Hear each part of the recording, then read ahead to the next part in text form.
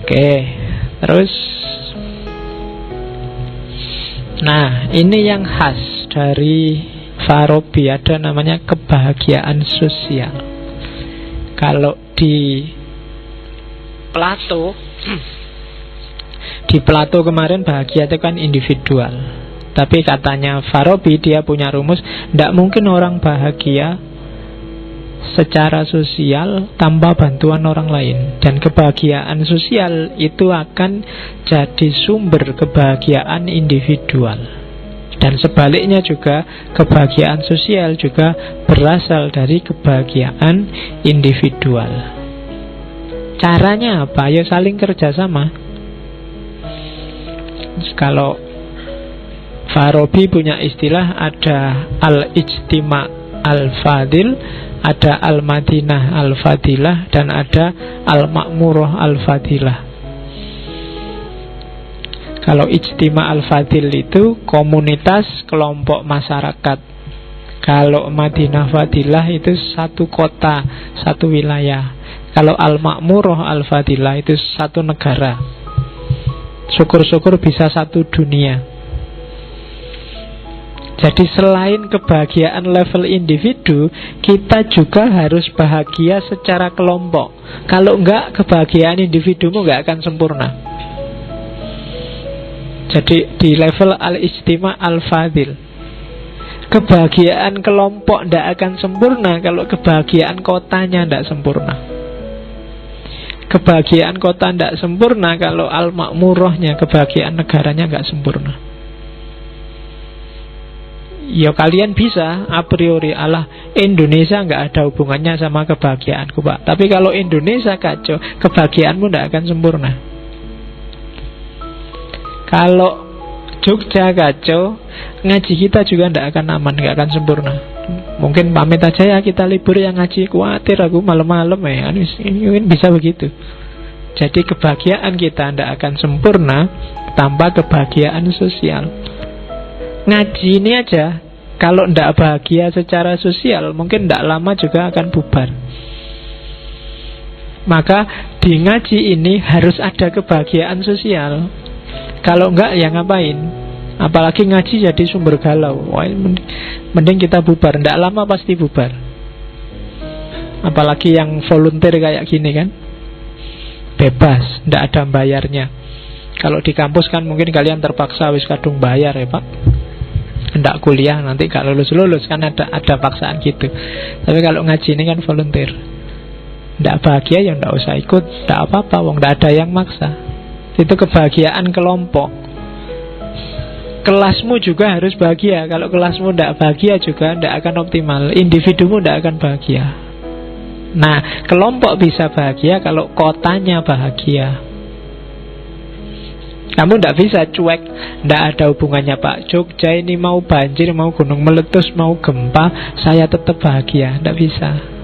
Kalau lingkungan sekelilingmu tidak bahagia, kamu tidak akan bahagia.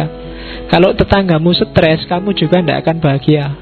Temen kosmu stres terus semalam nyanyi, gitaran, nyetel tip tinggi-tinggi, ya kamu tetap tidak bisa bahagia. Kamu nggak bisa bilang bukan urusanku, stres-stres dewe, ora iso. Kamu pasti juga terganggu. Akhirnya kamu juga ikut stres, ya kan? Kamu yang stres mempengaruhi temanmu yang lain. Gaenan ini nesu terus ya, temennya yang dinesoni juga balas nesu. Akhirnya di kelas juga gitu, nesu-nesunan. Dosennya kejem lagi, susah lagi, rame lagi, gegeran lagi. Akhirnya tidak bahagia semuanya. Jadi kebahagiaan individual harus ditopang oleh kebahagiaan sosial. Ini yang tidak ada di Plato, tapi disebut oleh Aristoteles. Dan untuk kebahagiaan ini, kalau yang ini dari Ara'u Ahlul Madinah, maka komunitas, negara itu usahakan atributnya adalah al-fadilah, negara yang utama. Negara yang utama itu masyarakatnya punya pengetahuan untuk bahagia dan praktek hidupnya juga membahagiakan. saling bantu untuk bahagia. Itu berarti Ahlul Madinah Al-Fadilah. Di bawah Madinah Al-Fadilah ada Madinah Al-Jahilah. Kalau Madinah Jahilah itu masyarakatnya tidak punya pengetahuan untuk bahagia, maka tidak mungkin dia bisa bahagia. Di bawah Jahilah ada Madinah Al-Fasikoh. Kalau Madinah Al-Fasikoh itu masyarakatnya punya pengetahuan tentang kebahagiaan, tapi lebih suka hidup rusak-rusakan. Pinter-pinter, ulamanya banyak, profesornya banyak, tapi gaya hidupnya rusak. Profesor ketangkep narkoba, kiai ketangkep di hotel sama. Nah, itu berarti apa? Fasikoh. Loh, ilmunya dia punya, yang baik dia ngerti, tapi yang dilakukan jelek.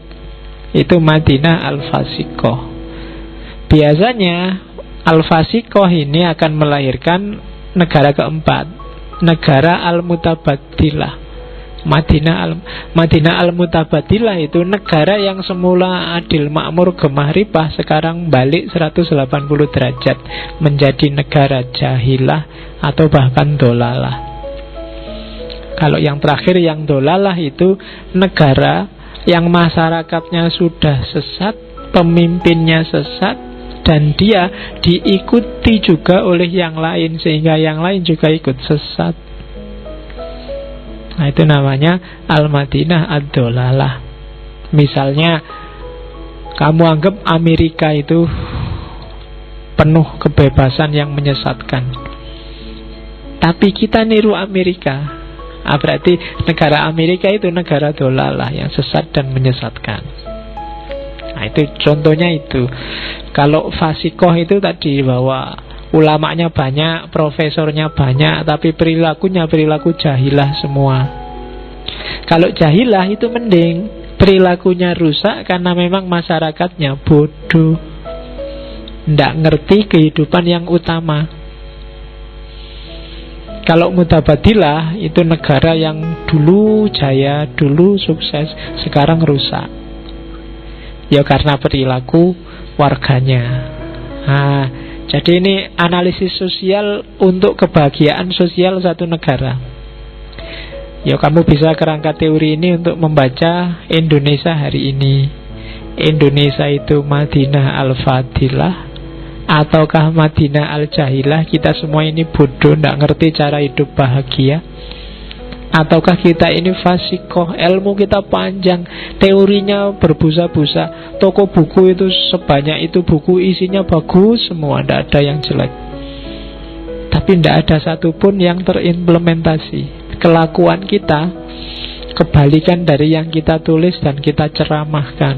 Nah, itu berarti kita masuk kategori fasikoh. Kalau yang keempat itu biasanya negara yang membangga-banggakan masa lalu. Lihat kita dulu, lihat kita zaman kiai-kiai kita dulu, zaman nenek moyang kita dulu. Wah, nenek moyang kita itu jaya, orang pelaut misalnya. Sekarang enggak, kita rusak, maritim kita hancur. Itu berarti negara Al-Mutabadilah. Kalau yang sudah dolalah itu negara yang jahilah, fasikoh, mutabadilah, dan menginspirasi orang untuk juga rusak, menginspirasi negara lain untuk sama dolalahnya, sama jahilahnya dengan kita. Misalnya, wah di luar itu ada film 18 tahun ke atas, dulu kita ngertinya 17 tahun, wah sekarang kita bikinlah yang sama 18. Nah, itu dolalah. Jadi sudah sesat, menyesatkan. Atau kita terinspirasi ada 18 plus, kita bikin yang 23 plus misalnya. Boh, itu film kayak apa? Nah, itu contohnya. Jadi sudah sesat, ngajak sesat. Nanti kalau didolalah ini kuncinya di pemimpinnya. Pemimpinnya orang yang berkualitas seperti apa. Nah, jadi ini ada hubungannya sama kebahagiaan sosial tadi. Oke, jadi untuk mencapai kebahagiaan sejati tidak cukup hanya dengan kita mikir kebahagiaan individu, tapi juga kebahagiaan kita bareng-bareng.